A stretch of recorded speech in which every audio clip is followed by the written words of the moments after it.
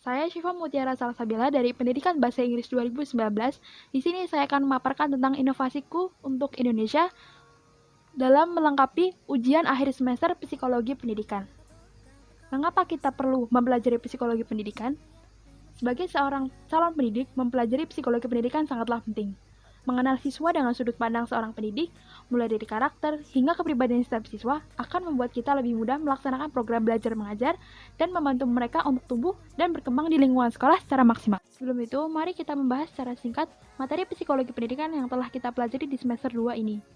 Dimulai dari bab pertama, perkembangan anak. Perkembangan adalah proses yang menunjukkan bertambahnya kemampuan atau keterampilan dalam pola yang beraturan dan berkaitan pada anak. Beberapa faktor yang mempengaruhi perkembangan anak ada faktor keluarga, faktor nutrisi, dan faktor lingkungan. Tahapan perkembangan anak.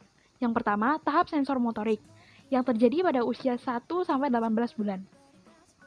Bayi yang baru lahir memiliki refleks bawaan serta dorongan untuk mengeksplorasi dunia kecilnya. Sampai pada usia 18 bulan, bayi sudah bisa menciptakan simbol-simbol komunikasi sederhana. Yang kedua, tahap pra-operasional yang terjadi pada usia setengah sampai 6 tahun. Anak mulai bisa menerima rangsangan secara terbatas. Anak dapat mengelompokkan atau mengklasifikasikan objek dengan ciri tertentu. Yang ketiga, tahap operasional konkret yang terjadi pada usia 6-12 tahun. Di usia ini, anak mulai memiliki peningkatan kemampuan mengingat dan berpikir secara logis, seperti konsep kausalitas atau sebab akibat. Yang keempat, tahap operasional formal yang terjadi pada usia 12 tahun ke atas. Tahap ini menjadi tahapan akhir pertumbuhan anak dan mulai menyambung ke tahap perkembangan remaja. Pada tahap ini, cara berpikir anak mulai kompleks yang ditandai dengan konsep berpikir secara abstrak dan penalaran. Selanjutnya, bab perkembangan remaja. Masa remaja adalah masa peralihan dari masa kanak-kanak menuju dewasa. Peralihan ini ditandai dengan beberapa perubahan seperti perubahan fisik, perubahan mental, pemikiran, dan emosional serta sosial. Beberapa perkembangan yang dapat terlihat antara lain, yang pertama perkembangan otak remaja, merujuk pada perkembangan kognitif remaja seperti kemampuan menalar, memori, dan bahasa. Yang kedua, perkembangan emosi remaja, merujuk pada reaksi psikologis dalam bentuk tingkah laku terhadap suatu keadaan atau kondisi. Yang ketiga, perkembangan sosial remaja, yang merujuk pada kepekaan sosial remaja yang ditandai dengan luasnya pergaulan dan interaksi terhadap sesama. Materi selanjutnya adalah perbedaan individu. Menurut Lindgren, makna perbedaan individu menyangkut tentang variasi yang terjadi, baik dari aspek fisik maupun psikologis. Implikasinya dalam pendidikan adalah, guru harus mampu melaksanakan pembelajaran sesuai dengan pertimbangan perbedaan yang ada. Beberapa macam perbedaan individu antara lain, perbedaan intelijensi atau kecerdasan, perbedaan kepribadian, perbedaan gaya belajar, dan perbedaan sifat temperamen. Selanjutnya, teori belajar behavioristik. Teori behavioristik menekankan bahwa tingkah laku yang ditunjukkan seseorang merupakan akibat dari interaksi antara stimulus dengan respon. Implementasi teori belajar behavioristik ini adalah dengan adanya perubahan perilaku yang ditunjukkan seseorang setelah mengalami kejadian di masa lampau. Perubahan adalah tanda bahwa seseorang telah merespons suatu kejadian dan menjadikannya pembelajaran untuk tidak menggunakan respon yang sama di masa depan, guna menghindari akibat yang pernah dialaminya. Beberapa tokoh teori behavioristik antara lain Ivan V. Pavlov, Edward Lee Thorndike, dan B.F. Skinner. Selanjutnya, teori belajar kognitif. Kognitif adalah satu proses aktif dan kreatif yang bertujuan untuk membangun struktur melalui pengalaman-pengalaman. Dalam perspektif psikologi kognitif, belajar pada dasarnya merupakan peristiwa mental dan bukan behavioral, walau hal tersebut tampak nyata. Teori ini mementingkan proses belajar dibandingkan dengan hasil belajar. 4 prinsip dasar teori belajar kognitif antara lain, pembelajaran aktif dalam upaya untuk memahami pengalaman, pemahaman pelajar mengembangkan tergantung pada apa yang mereka alami, belajar membangun pemahaman dari catatan, serta belajar adalah perubahan dalam struktur mental seseorang. Beberapa tokoh yang menganut teori belajar kognitif antara lain, teori Gestalt, teori medan kognitif oleh Kurt Lewin, teori perkembangan kognitif oleh Piaget, serta teori discovery learning oleh J.S. Brunner. Selanjutnya, teori belajar humanistik. Teori belajar humanistik yaitu teori yang belajar tentang proses manusia ke manusia, di mana diharapkan dengan teori belajar humanistik ini, manusia bisa mengaktualisasikan diri, mengekspresikan diri, sehingga manusia bisa menggali kemampuannya sendiri untuk diterapkan dalam lingkungan. Tujuan dasar pendidikan humanistik adalah mendorong siswa menjadi mandiri dan independen, mengambil tanggung jawab untuk pembelajaran mereka, menjadi kreatif dan tertarik dengan seni, dan menjadi ingin tahu tentang dunia di sekitar mereka. Beberapa tokoh teori humanistik antara lain Carl Roger, Abraham Maslow, dan Arthur Combe.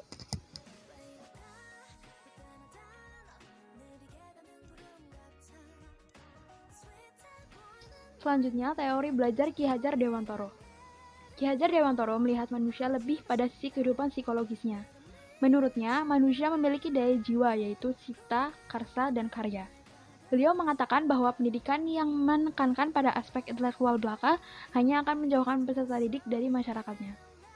Beberapa sembunyian Ki Hajar Dewantara antara lain, yang pertama Tuturi Handayani, yang berarti dari belakang seorang guru harus bisa memberikan dorongan dan arahan. Yang kedua, Ing Madya Mangunkarso, yang artinya di tengah atau di antara murid, guru harus bisa menciptakan prakarsa dan ide. Yang terakhir, Ing Arso Suntulodo, yang berarti di depan seorang pendidik harus memberi teladan atau contoh tindakan yang baik.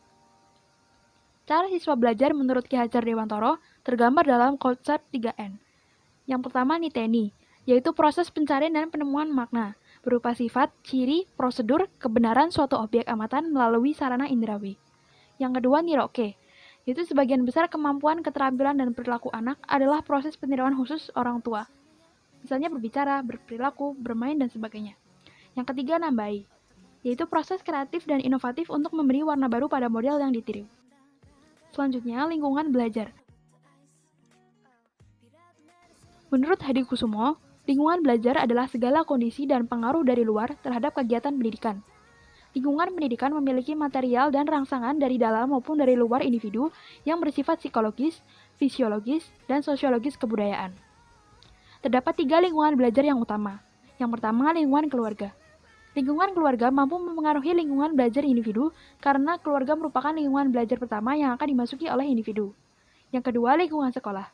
Sekolah dianggap sebagai salah satu lingkungan belajar yang penting untuk individu, karena sebagian besar dari proses belajar individu terjadi di dalam lingkungan sekolah, selama masa kanak-kanak hingga remaja. Yang ketiga, lingkungan masyarakat. Selo Sumarian mengatakan bahwa masyarakat sebagai orang-orang yang hidup bersama dan menghasilkan kebudayaan. Lingkungan masyarakat yang ditinggali oleh individu akan mengajarkan individu tentang aturan, norma, dan kebudayaannya. Lingkungan yang ada di sekitar individu adalah sumber belajar untuk meningkatkan kualitas individu. Lingkungan menyediakan hal yang dapat dipelajari oleh individu. Lingkungan juga merupakan sumber penghayatan nilai-nilai kehidupan yang meliputi nilai sosial, alam, dan akademis. Di dalam lingkungan belajar individu, akan belajar sesuatu yang lebih bermakna dan dihadapkan dengan keberadaan dan situasi yang sebenarnya atau meaningful learning. Selanjutnya, motivasi belajar. Menurut Sardiman, motivasi belajar adalah keseluruhan daya penggerak dalam diri siswa yang menimbulkan kegiatan belajar, yang menjamin kelangsungan dari kegiatan belajar dan memberikan arah pada kegiatan belajar, sehingga tujuan yang dikehendaki oleh subjek belajar itu dapat tercapai. Peranan penting dari motivasi belajar dalam pembelajaran antara lain, menurut Hamzah B. Uno, yang pertama menentukan hal-hal yang dapat dijadikan penguat belajar. Yang kedua, memperjelas tujuan belajar yang hendak dicapai. Yang ketiga, menentukan ragam kendali terhadap terangsang belajar. Yang keempat, menentukan ketekunan dalam belajar. Selain itu, menurut pendapat Mujiono, faktor yang mempengaruhi prestasi belajar siswa antara lain, faktor internal, yaitu faktor yang dialami dan dihayati siswa seperti sikap belajar, motivasi, konsentrasi, rasa percaya diri, intelijensi, cita-cita belajar, dan kebiasaan belajar. Kemudian faktor eksternal, yaitu faktor yang berasal dari luar dan berpengaruh pada aktivitas belajar seperti guru, sarana dan prasarana, lingkungan, dan kurikulum sekolah. Selanjutnya, evaluasi belajar. Evaluasi hasil belajar adalah evaluasi yang dilakukan kepada peserta didik untuk mengetahui kemampuan peserta didik dan untuk mengetahui keberhasilan proses pembelajaran. Terdapat 4 prinsip evaluasi hasil belajar, yaitu kontinuitas, komprehensif, adil dan objektif, serta instrumen yang baik. Terdapat 2 instrumen evaluasi hasil belajar. Yang pertama, instrumen tes, ditujukan untuk menguji peserta didik, terdiri dari kuis, pertanyaan lisan dan tulisan, dan sebagainya. Yang kedua, instrumen non-tes, dilakukan dengan tanpa menguji peserta didik, terdiri dari kuesioner, wawancara, pengamatan, dan lain-lain. Terdapat 2 tindak lanjut dari hasil evaluasi. Yang pertama, remedial teaching, yaitu pengajaran khusus bagi peserta didik yang kesulitan belajar dan hasil penilaian belum selesai. Yang kedua, pengayaan, yaitu kegiatan yang diberikan kepada siswa kelompok cepat agar mereka dapat mengembangkan potensinya secara optimal dengan memanfaatkan sisa waktu yang dimilikinya. Selanjutnya, yang materi terakhir, diagnosis kesulitan belajar. Diagnosis kesulitan belajar dapat diartikan sebagai proses menentukan masalah atau ketidakmampuan peserta didik dalam belajar dengan meneliti latar belakang penyebabnya dan atau dengan cara menganalisis gejala-gejala kesulitan atau hambatan belajar yang nampak. Ciri-ciri peserta didik mengalami kesulitan belajar antara lain, prestasi belajarnya rendah, artinya skor yang diperoleh adalah skor rata-rata kelas. Usaha yang dilakukan dalam kegiatan belajar tidak sebanding dengan hasilnya. Lamban dalam mengerjakan tugas dan terlambat dalam menyelesaikan atau menyerahkan tugas. Kemudian sikap acuh dalam mengikuti pelajaran dan sikap kurang wajar lainnya. Beberapa prosedur atau langkah-langkah melaksanakan diagnosis kesulitan belajar sebagai berikut. Yang pertama, mengidentifikasi peserta didik yang diperkirakan mengalami kesulitan belajar. Melokalisasi letak kesulitan belajar, kemudian menentukan faktor penyebab kesulitan belajar, memperkirakan alternatif bantuan, menetapkan kemungkinan cara mengatasinya, dan yang terakhir, menindaklanjuti kesulitan belajar yang dialami oleh siswa. Inovasiku untuk Indonesia. Beberapa inovasi yang menurut saya dapat membantu Indonesia ke depannya, antara lain, yang pertama, penguatan pendidikan karakter dan skill. Pendidikan karakter yang dimaksud antara lain seperti leadership dan budi pekerti. Saat ini, mungkin sudah diterapkan, namun sepertinya kurang efektif karena bukan merupakan hal yang terlalu dicanangkan. Memasukkannya sebagai salah satu mata pelajaran merupakan hal yang bisa ditempuh. Dengan adanya penguatan karakter, akan membuat siswa tidak hanya terpaku pada hal intelek saja seperti yang dikatakan teori Ki Hajar Dewantoro.